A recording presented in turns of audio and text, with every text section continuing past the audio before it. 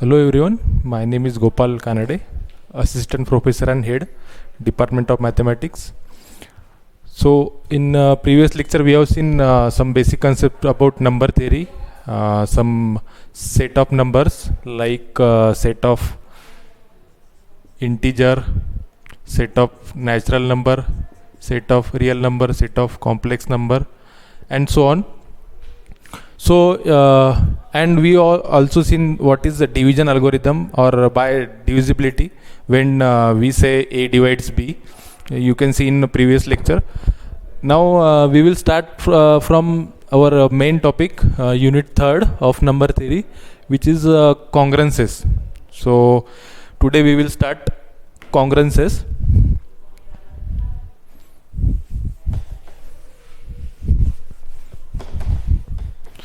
So first of all we will see definition of congruent.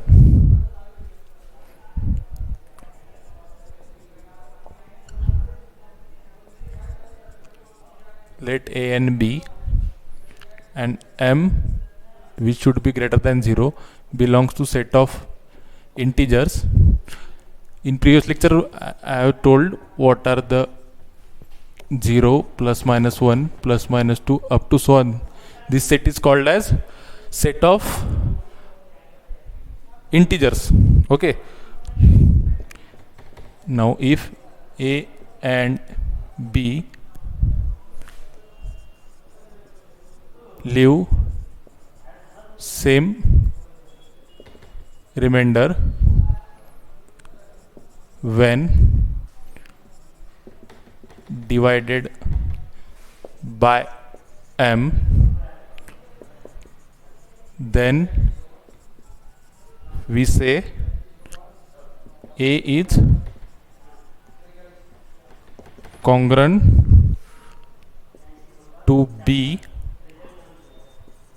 modulo M, and we write it as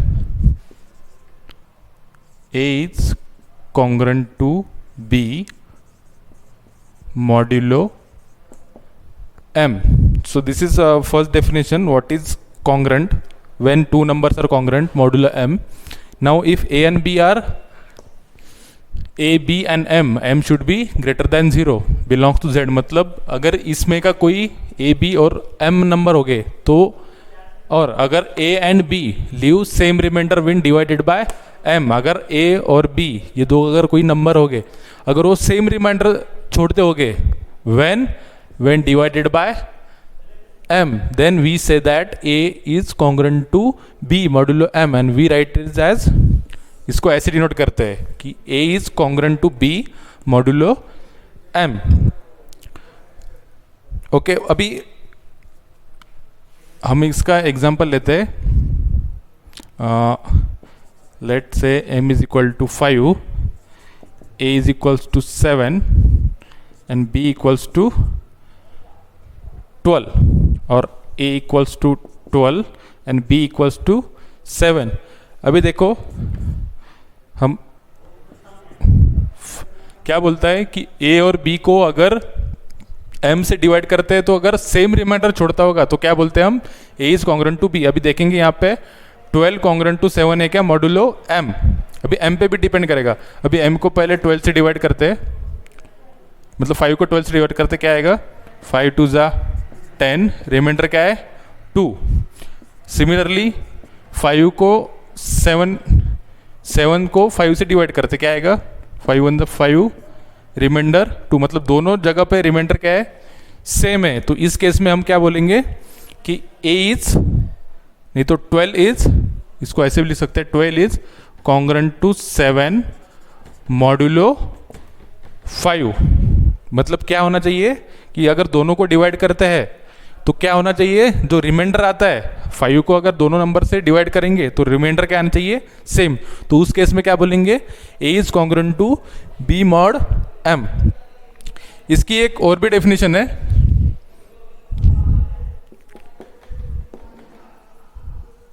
another definition, if A minus B is divisible by m, then we say A is congruent to B modulo m. मतलब अभी definition में change क्या हो गई? If a minus b is divisible by m, मतलब अगर a और b कोई भी दो इंटीजर्स हो और उनका अगर सब्ट्रैक्शन किया और वो डिविजिबल बाय m है. अभी डिविजिबल बाय m मतलब लास्ट लेक्चर में हम देखा था जब डिविजिबल कब होता है कोई भी नंबर, अगर उसका रिमाइंडर क्या है? जीरो. अगर रिमाइंडर जीरो है तो क्या बोलते हैं उसको? हम डिविजिबल बोलते हैं. इस केस में डिविजिबल नहीं है. 12 इज नॉट डिविजिबल बाय 5. इसकी अलग अलग प्रॉपर्टीज भी है डिविजिबिलिटी देखने की, वो हम नेक्स्ट लेक्चर में नहीं तो नेक्स्ट यूनिट में देखेंगे. तो इसके ये डेफिनेशन में क्या है? अगर a minus b is divisible by m then we say a is congruent to b modulo m. मतलब भी क्या बोल सकते हैं? अगर a congruent to b modulo m होगा if and only if m divides a minus b. अभी ये लास्ट लेक्चर में देखा था नोटेशन कि m डिवाइड करता है a माइनस b को.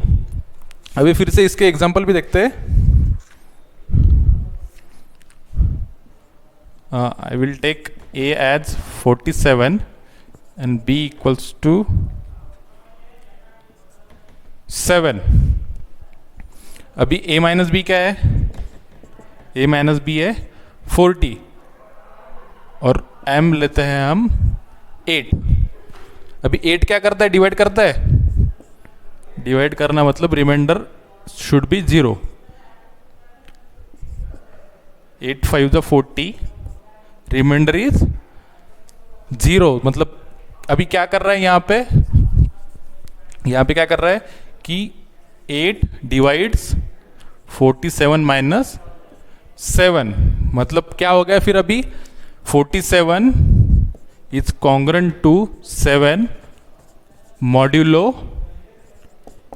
8. अभी ऐसे लिख सकते हैं.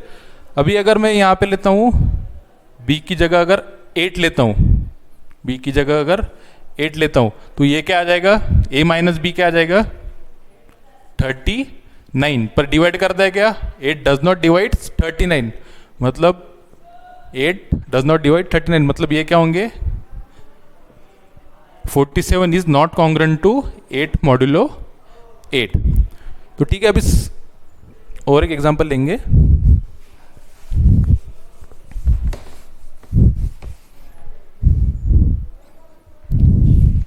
If I take a is equal to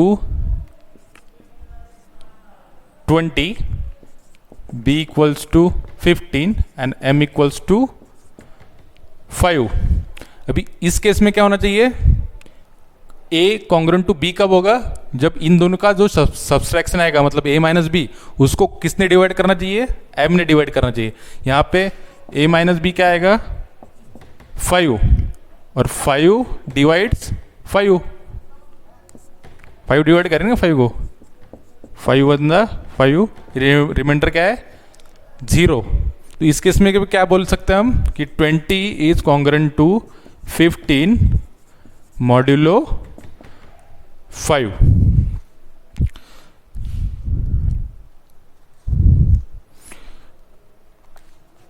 okay.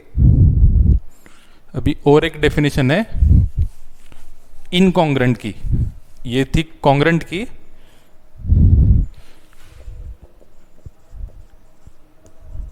बस इसकी अपोजिट डेफिनेशन है. If m does not divides a minus b then we say a is incongruent to b modulo m. Okay, इसको डिवाइड नोटेशन भी ऐसे करेंगे. a does not a incongruent to b modulo m. अभी इतना तो समझा होगा अभी, ये मेन डेफिनेशन है, इसका हर बार हम यूज़ करेंगे कि अगर ए कॉन्ग्रेंट टू बी कब होगा, जब ए माइनस बी को क्या करेगा, एम ने क्या करना चाहिए, डिवाइड करना चाहिए, तो उस केस में क्या हो जाएगा, कॉन्ग्रेंट हो जाएगा। अभी एक थ्योरम देखते हैं।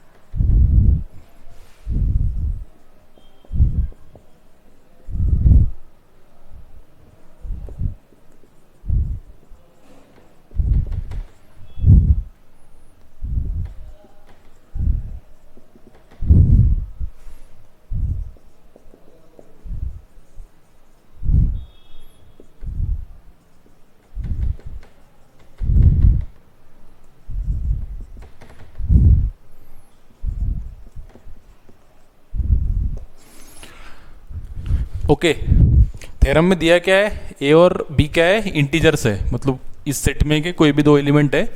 Then a is congruent to B modulo m if and only if. If and only if का मतलब क्या होता है, अगर ये पार्ट ट्रू होगा तो ये भी ट्रू होगा, अगर ये भी ट्रू होगा तो ये इंप्लाई करेगा इसको। इफ एंड ओनली इफ में ऐसे प्रूव करते हैं, पहले एज्यूम करेंगे कि A is congruent to B modulo M, और प्रूव क्या करेंगे कि ए को इस फॉर्म में लिख सकते हैं। ओके, अभी पहले क्या एज्यूम करेंगे,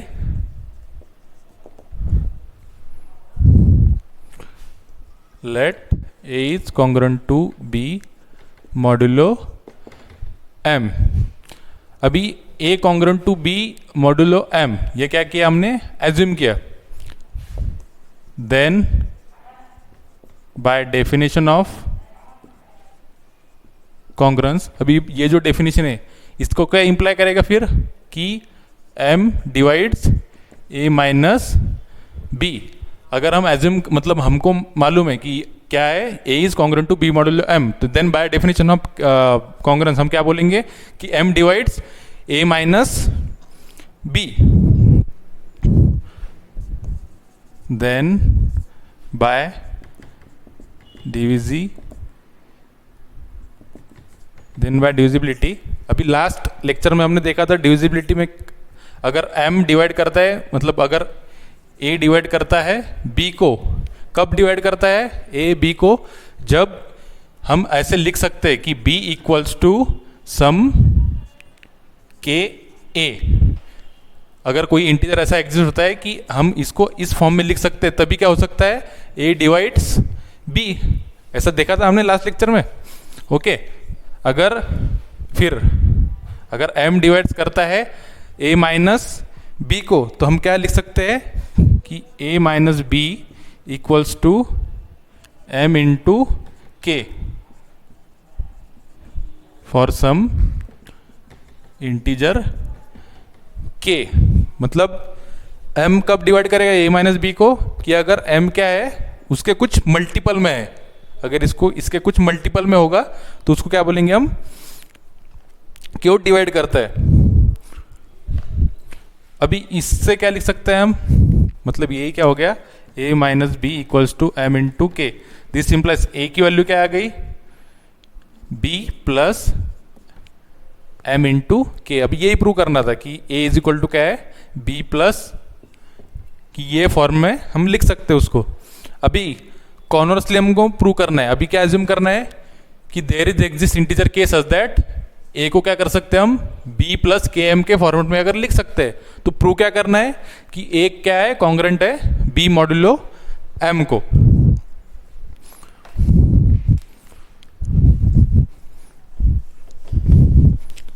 उसको बोलते हैं कॉन्वर्स पार्ट। अभी कॉन्वर्स पार्ट देखेंगे।